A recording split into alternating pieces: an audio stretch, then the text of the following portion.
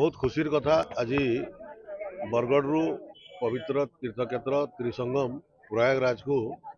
कुंभ मेला आज बरगढ़ तीर्थयात्री मान नहीं आज बस सेवा आरंभ कर तीन टा पर्यायर जीवा आज प्रथम पर्यायर आज 10 तारीख जाऊँगी पुणी 17 तारीख आ गोटे पर्याय जीव 24 तारीख आ गोटे पर्याय जीव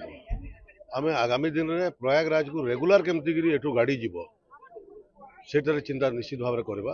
यहाँ 4 तारीख रे एठू आरंभ होबार थिला किंतु जो इनसीडेंट हला प्रयागराज रे